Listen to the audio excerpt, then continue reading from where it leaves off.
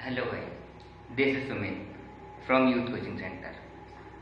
जैसा कि last class में हम लोगों ने क्लास 11 पहला चैप्टर सेट को पढ़ा था। तो सेट चैप्टर में इंट्रोडक्शन सिर्फ देखा था, सिर्फ और सिर्फ इंट्रोडक्शन, जिसमें मैंने कहा था एक्सरसाइज 1, 2, 3, 1.1, 1.2, 1.3 को कवर करेंगे। अगर 1.1, 1.2, 1.3 को कवर हमने इंट्रोडक्शन में किया था, तो आज हम लोग उसकी एक्सरसाइज देखेंगे, जिसमें हम लोग सेट की पहली एक्सरसाइज देखने जा रहे हैं, जो कि 1.1 है। सेट चैप्टर क्लास 11 एक्सरसाइज 1.1 में देखेंगे। तो पहला क्वेश्चन उसमें था, पहला क्वेश्चन जो होता है सेट में, उसमें ये बताया जाता है कि हमारे पास जो नंबर्स दिए गए हैं, जो एक क्वेश्चन दिया गया है, उस क्वेश्चन में कोई भी एग्री होता है तो सेट है, नहीं तो सेट नहीं है। मैंने लास्ट क्लास में एग्जांपल दिया था। तो हमारे पास एक क्वेश्चन है यहाँ पे, पहले क्वेश्चन का 8th part, the collection of question in this chapter. इस चैप्टर के सभी क्वेश्चन का कलेक्शन, तो सभी क्वेश्चन का कलेक्शन तो कर ही सकते हैं, तो ये सेट है, इट इज पॉसिबल। अब इसी का 9th पार्ट पढ़ते हैं। A collection of most dangerous animal of the world के मोस्ट डेंजरस एनिमल का सेट बनाना है हमें। क्या ये पॉसिबल है? तो एक एग्जांपल मैंने इसका दिया था कि ये पॉसिबल नहीं है।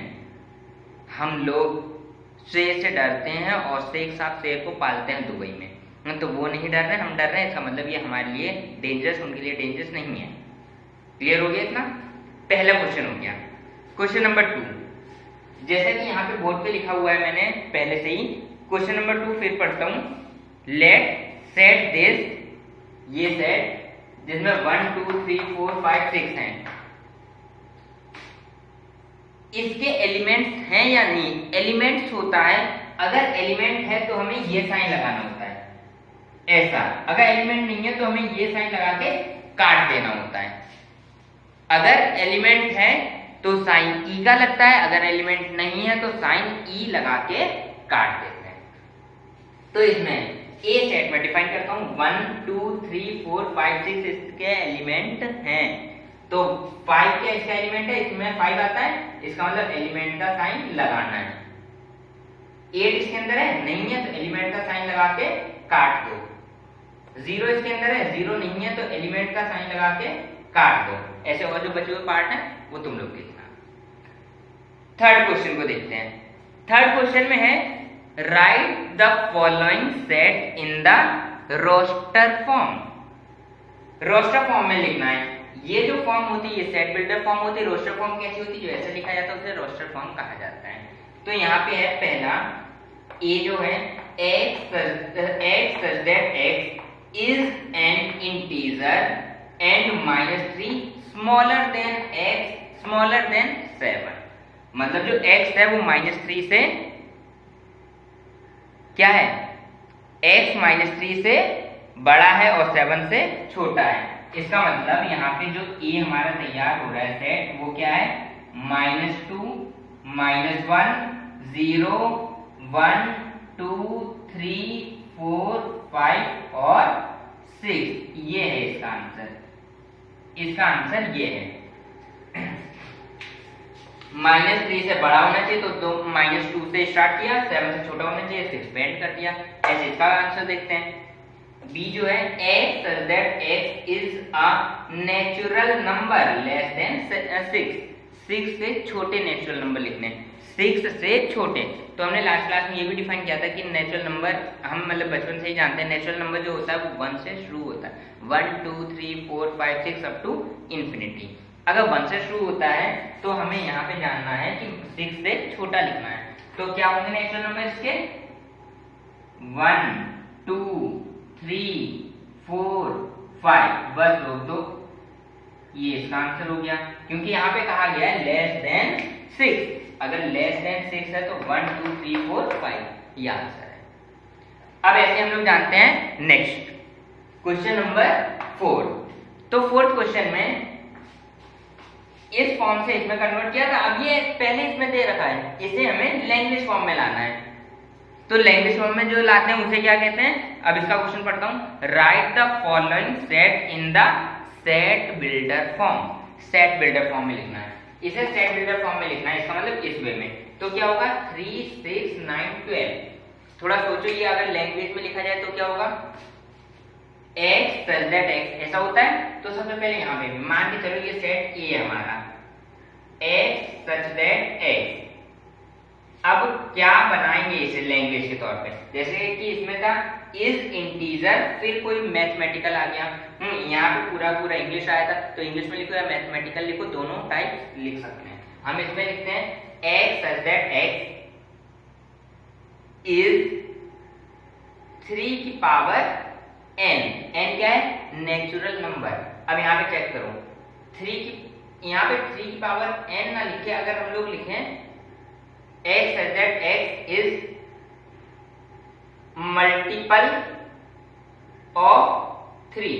देखो 3 into 1 ये होता है, 3 into 2 ये होता है, 3 into 3 ये होता है, 3 into 4 ये होता है, लेकिन 3 into 5 भी इसके अकॉर्डिंग हो सकता है। तो यहाँ पे एक और पॉइंट डालते हैं, बट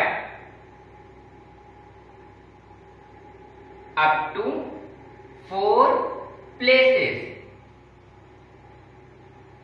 4 प्लेस तक काम करेगा। तो यहाँ 1 2 3 4 तक रुक गया। अब यहाँ पे देखते हैं, ऐसे ही ये बनाना है 5 25 125 625। तो इसमें क्या है? ये थर्ड पार्ट है इसका, तो मैं इसे सी के साथ लिखूंगा x plus that x 5 to the power n, x plus that x 5 to the power n। n क्या है? Natural number. अब n नेचुरल नंबर है, तो यहाँ पे क्या हो गया? 5 की पावर 1 ये होता है, 5 की पावर 2 25, 5 की पावर 3 125, 5 की पावर 4 ये होता है। तो यहाँ पे लिखेंगे n smaller than equal to 4। खत्म हो गया इसका।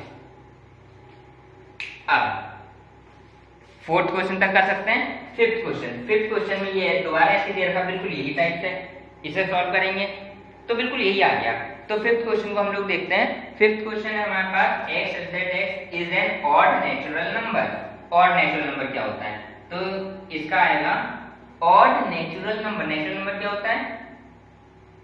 1 2 3 4 5 6 ऐसे चलता जाता है। ऑड अगर लिखना है तो क्या होगा? 1 3 5 7 9 ये चलता जा रहा है अप टू इंफिनिटी। अब यहाँ पे D, x such that x is a letter in the word LOYAL। हमने स्टेट में लास्ट क्लास में पढ़ा था, कोई भी नंबर रिपीट नहीं करता है। तो इसका आंसर लिखेंगे L, O, Y, A, L। L already लिखा हुआ है, खत्म। बस ये इसका आंसर है, ये इसका आंसर हो गया और ये इसका आंसर हो गया। इतना समझ आया? यहां तक कोई डाउट नहीं है। अब इसमें जो 6th क्वेश्चन है वो बिल्कुल यही है, इसी टाइप का मैच करना, मैचिंग। तो इसके साथ हमारी पहली एक्सरसाइज फिनिश होती है। पहली एक्सरसाइज फिनिश हो गई, आगे हम लोग नेक्स्ट एक्सरसाइज को देखेंगे। एक्सरसाइज 1.2, इसमें क्वेश्चन नंबर 1 की बात करें तो यहाँ पे क्वेश्चन नंबर 1 लिखा है Which of the following set are the example of null set? null set के लिए तो पहले question, set of odd natural number divisible by 2। set of all natural number, natural number क्या होता है? 1 2 3 4 5 6 7 8। लेकिन यहाँ पे odd कहा गया, तो क्या होगा? 1 3 5 7 ऐसे करते हुए। odd नंबर होता है जो 2 से डिवाइड नहीं होता है। यहाँ पे set of odd natural number divisible by 2, लेकिन 2 से डिवाइड चाहिए, 2 से डिवाइड भी चाहिए, ऑड भी है, तो ये तो पॉसिबल है ही नहीं। तो यहाँ पे लिखेंगे इट इज नल सेट। इसका आंसर है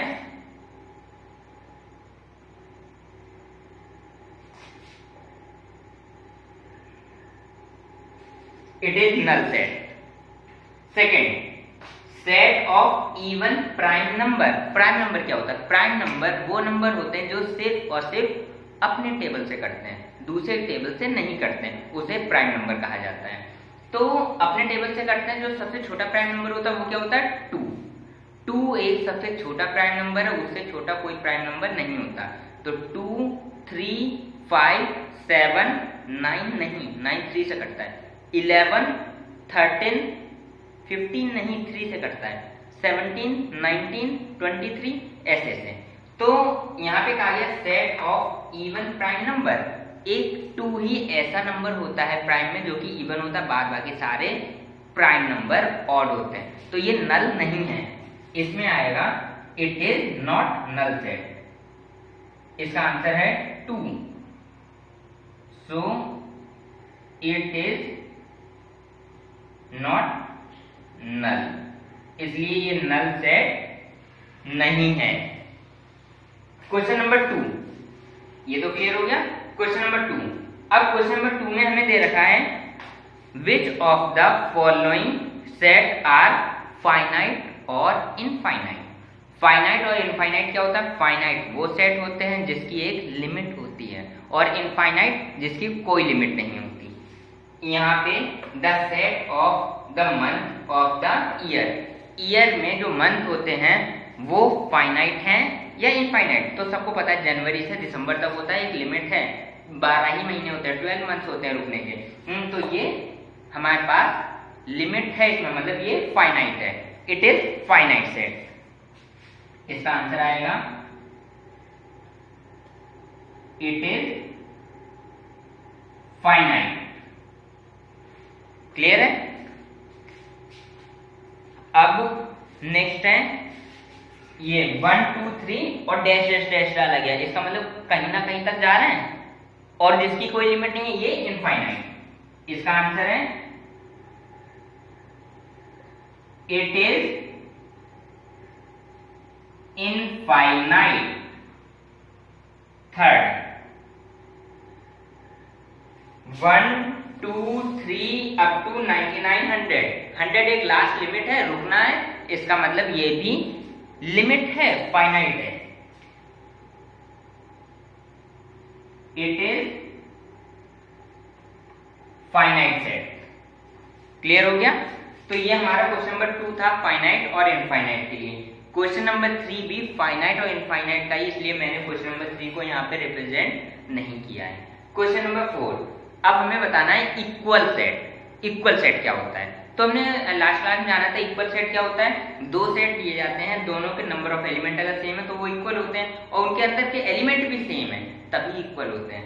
तो यहाँ पे है ए बी सी डी, 1 2 3 4, इसमें भी 1 2 3 4, तो दोनों में 4 4 है, इसका मतलब इक्वल के चांस बनते हैं। अब एलिमेंट देते हैं, इसमें ए है तो इसमें बी है, इसमें बी है तो इसमें बी है, इसमें सी है तो इसमें भी सी है, इसमें डी है तो इसमें भी डी है, मतलब सेम है, इसका मतलब ये इक्वल सेट है। इसका आंसर आएगा इट इज इक्वल सेट। अब इसे देखते हैं।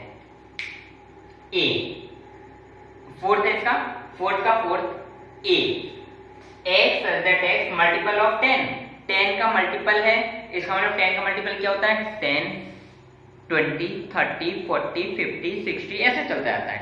अब यहाँ पे क्या है 10 15, 10 का मल्टीपल नहीं है तो ये तो इक्वल नहीं हुआ, तो इसका मतलब it is not equal set.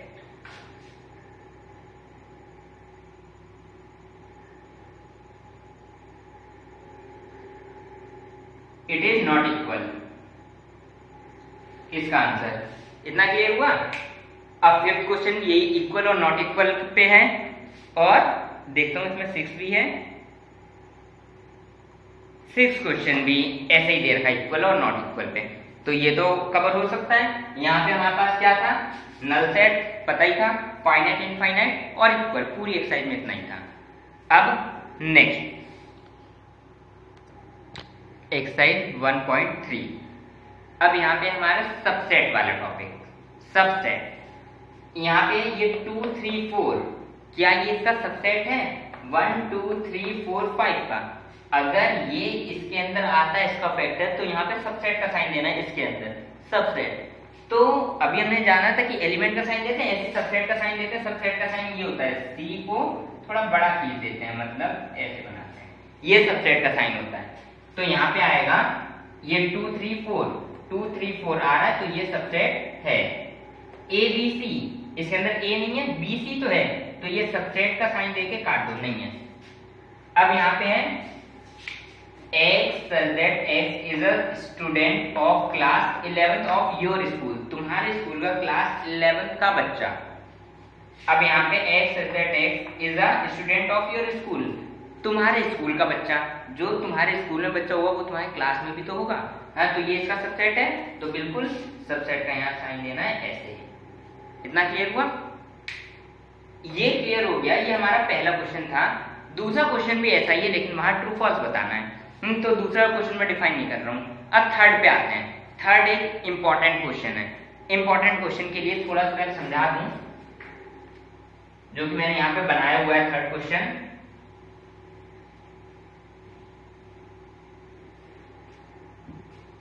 Question number 3, जैसे कि यहाँ पे लिखा है E इज इक्वल टू 1 2 3 4 और ये ऐसे है 5।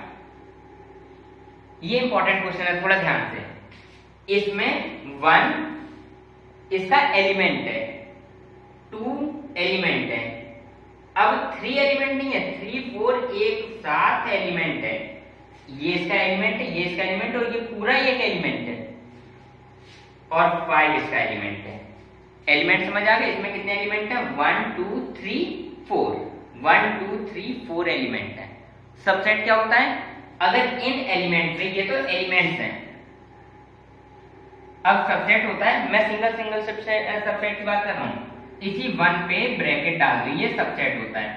2 पे ब्रैकेट डाल दो, ये सबसेट होता है, मतलब एलिमेंट पे ब्रैकेट लगा देना ही सबसेट होता है। तो ये 3 4 ये ऐसे एलिमेंट था, इस पे एक और ब्रैकेट आ जाएगा, अभी ये सबसेट है, और 5 भी सबसेट है, तो ये वाले इसके सबसेट कहलाएंगे। ये क्लियर हो गया? अगर ये क्लियर हो गया तो यहाँ पे ये समझ आएगा कि यहाँ पे ट्रू फॉल्स जो दे रखे हैं वो ट्रू है या फॉल्स है। 3 4 इसका सबसेट है, 3 4 सिंगल ब्रैकेट के साथ है, वो सिंगल तो क्वेश्चन नहीं था, इसका मतलब ये एलिमेंट है ना कि सबसेट। एलिमेंट है तो ये फॉल्स है। 3 4 इसका एलिमेंट है, ट्रू एलिमेंट है। यहाँ पे जाने ना, ये एलिमेंट होता है, सबसेट में डबल ब्रैकेट आ जाता है। 3 4 डबल ब्रैकेट में ये सबसेट है। 1 एलिमेंट है इसका, क्या 1 एलिमेंट है, बिल्कुल 1 इसका एलिमेंट है। 1 क्या इसका सबसेट है? सबसेट, मैं साइन भी सबसेट का दे रहा हूँ, ब्रैकेट भी लगा रहा हूँ, सबसेट का साइन दे रहा हूँ, ब्रैकेट लगा रहा हूँ, ट्रू है। 5 सबका सबसेट होता है, जो 5 है वो सबका सबसेट होता है, तो 5 का सबसेट है। 5 का इसका एलिमेंट है, एलिमेंट होने के लिए इसके अंदर रखा हुआ होना चाहिए था, तो एलिमेंट किसी का नहीं होता, एलिमेंट नहीं है। 5 कभी ब्रैकेट में नहीं लिखते सबसेट के लिए, तो ये भी फॉल्स है। इतना क्लियर हो गया? क्वेश्चन नंबर 3 समझ आया?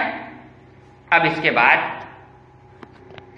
Question number 4। क्वेश्चन नंबर 4 में सबसेट को डिफाइन करना है, जो कि हमने लास्ट क्लास में सबसेट को डिफाइन किया था, इसलिए मैं क्वेश्चन नंबर 4 नहीं बता रहा हूँ, लास्ट क्लास वाला ही है। क्वेश्चन नंबर 5 भी लगभग सेम है। 6 और 7 जो है वो इंपॉर्टेंट क्वेश्चन, जिसमें हमें जानना है कि इंटरवल क्या होता है।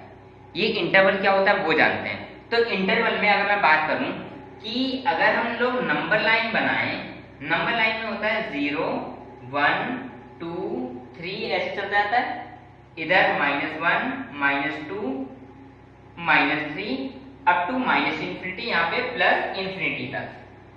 अगर मैं बात करूं कोई भी नंबर यहां से और यहां के बीच में, इसका मतलब -1 से, जो -1 से वो एक बड़ा है और 2 तक है, ऐसे अगर ब्रैकेट लगाते हैं तो ये इसके बीच का टर्म आता है, इसे नंबर लाइन को ऐसे डार्क कर देते हैं। अगर इस पे भी डार्क हो गया, इसका मतलब ये क्या है कि ये जो स्मॉल ब्रैकेट है ये हटके लार्ज ब्रैकेट में कन्वर्ट हो जाता है।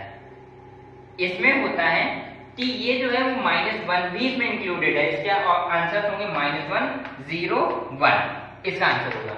और पहले जो था वो क्या था, -1 smaller than x smaller then 2। इसका मतलब इसका आंसर था, ये ओपन ब्रैकेट का मतलब होता है कि लास्ट वाले नंबर्स इंक्लूड नहीं है, क्लोज ब्रैकेट का मतलब होता है कि जिसकी तरफ क्लोज है वो वाला नंबर इंक्लूड है। इस वाले का आंसर है -1 और 2 नहीं, आंसर क्या है 0 और 1। इसका क्या है -1 इंक्लूड है, तो -1 0 1। अगर मैं यहाँ पे करूं -1 smaller than x smaller then 2 और दोनों पे क्लोज ब्रैकेट, इन्हें कहा जाता है क्लोज ब्रैकेट। इसका मतलब इसमें -1 भी है, ये डाल कर देते हैं, -1 भी है, 0 भी है, 1 भी है, 2 भी है। ये क्लियर हुआ। ऐसे यहाँ पे क्वेश्चन नंबर 6 का फर्स्ट है x such that x is r -4 smaller than x smaller than equal to 6। इसे हमें लिखना है ऐसे इंटरवल में, तो -4, 6। इस पर डबल साइन है, जिस पर डबल साइन होता है वो क्लोज होता है, जिस पर सिंगल होता है वो ओपन होता है। मतलब इसमें 6 इंक्लूडेड है बट 4 इंक्लूड नहीं है। ये क्लियर हो गया। अब आगे जानते हैं थर्ड वाले को, 0 smaller than equal to x smaller than 7। इसका मतलब 0, 7, 0 से 7 तक है। इस पे सिंगल ब्रैकेट है मतलब ओपन, इस पे डबल ब्रैकेट है, डबल साइन है मतलब क्लोज ब्रैकेट। अब इसे जानते हैं, ये तो समझ आ गया। क्वेश्चन नंबर 7 क्वेश्चन में है -3 से 0, दोनों पे ही ओपन ब्रैकेट है। इसे हमें इस फॉर्म में बनाना है, तो इसका हो जाएगा x such that x belongs to R। अब यहाँ है -3 smaller than x smaller then 0, खत्म। दोनों ओपन है मतलब सिंगल साइन रहेगा।